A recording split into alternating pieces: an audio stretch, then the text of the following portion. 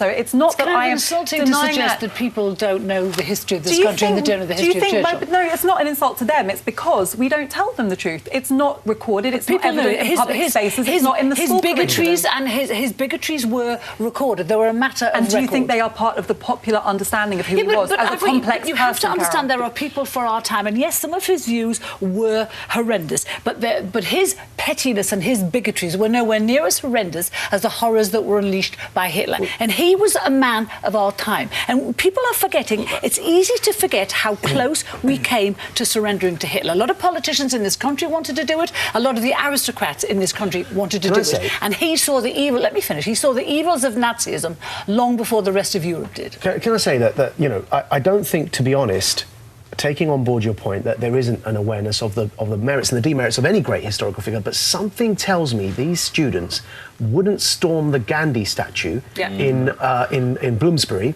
and try and protest that being there, despite the fact that Gandhi was also had racist views, as you know, Afua. I think it's interesting you raise that, because I think you're making assumptions. There are many Africans, for example, who in Ghana, which is my mother's country, they've removed the statue of Gandhi because but there is growing awareness. Not just this isn't about picking British heroes and demolishing. This is about saying, let me finish, Phil. I want to bring you in. But I want a bacon sandwich.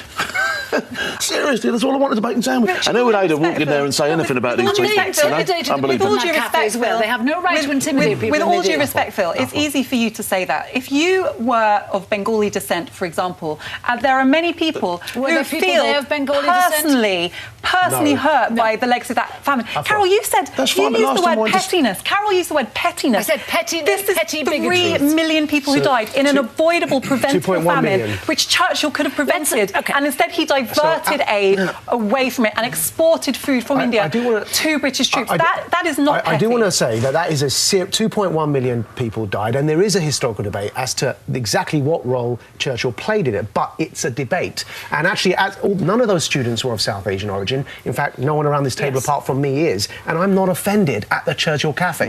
Those students, hold on, Carol. Those students were offended on my behalf, and I find that hang on, I'm South Asian. They ask you how you are, you just have to say that you're fine when you're not really fine, but you just can't get into it because they would never. To history, you're already running into trouble because, like we're all saying, people are complex. No, Carol, when you decide, as us successively decide, David Cameron, Gordon Brown, Michael Gove, that we should celebrate. Where's that interest in this country? With respect, I'm just wondering which historical figure. Because of Churchill. Let's remember that. We do. I know we want to move on, but just very quick, is there any historical figure you want to celebrate? Just very quickly. I personally am not comfortable with the celebratory approach issue. So take, for example, Kwame Nkrumah, who I really look up to, Ghana's independence leader, a flawed man. He ended up basically running a dictatorship. But I still think there's lots to celebrate in history. And I bet many British people haven't heard of him, despite the fact he played a fundamental role in shaping Britain's 20th century history. So you're done? So there is a lot that most of us don't know. It's not because I have a superior understanding of history, Nick. It's just that I'm interested, and a lot of people don't seem to be. I just feel sorry for the people in the cafe.